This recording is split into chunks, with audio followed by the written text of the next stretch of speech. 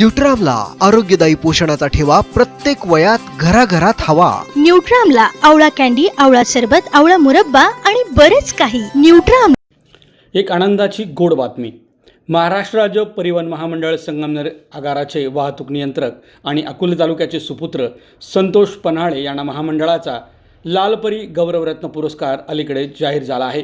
महाराष्ट्र राज्य परिवहन महामंडळाच्या 78व्या वर्धापन दिनानिमित्त राज्यातील कर्तृत्ववान कर्मचाऱ्यांना लालपरी गौरवरत्न पुरस्काराने सन्मानित करण्यात येत असून अकोले येथील व सध्या संगमनेर आगारात वाहतूक नियंत्रक पदावर सेवेत असणाऱ्या संतोष खंडू पन्हाळे यांना हा पुरस्कार जाहीर झाला आहे।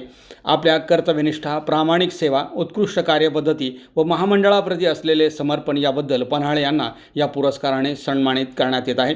सन 2026 या वर्षासाठीचे हे पुरस्कार वितरण महामंडळाच्या वर्धापन दिनी 1 जून 2026 रोजी नाशिक येथील मध्यवर्ती कार्यालयात या पुरस्काराचे मान्यवरांच्या हस्ते वितरण करण्यात येणार आहे।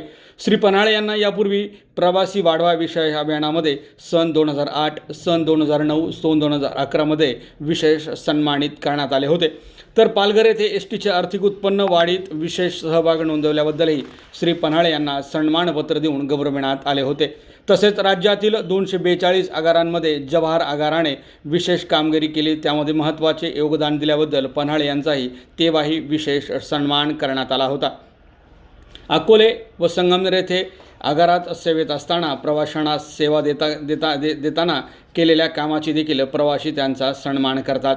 तसेच त्यांनी बसमध्ये एका महिला प्रवाशाची पर्स विसरली होती, त्यामध्ये सुमारे 1,30,000 रुपयांचा मुद्देमाल त्या महिलेस पुन्हा परत दिला, त्याबद्दलही पन्हाळे यांचा त्यावेळी विशेष असा प्रवासी संघटनेच्या वतीने विशेष सत्कार देखील करण्यात आला होता।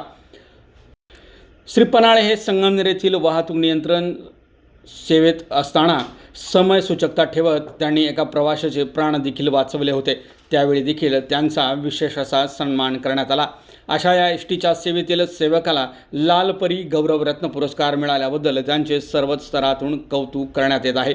नम्र आणि मितभाषी असणाऱ्या पन्हाळे यांचा हा लालपरी गौरवरत्न पुरस्कार मिळाल्याबद्दल सर्व स्तरातून त्यांचे अभिनंदन व स्वागत करण्यात येत आहे। तसेच त्यांचा लवकरच अकोले येथील प्रवासी संघटनेच्या वतीनं एक विशेष सन्मान देखील पार पडणार आहे। आज दिनांकसाठी अकोल्याहून श्रीनिवास रेणुकदास।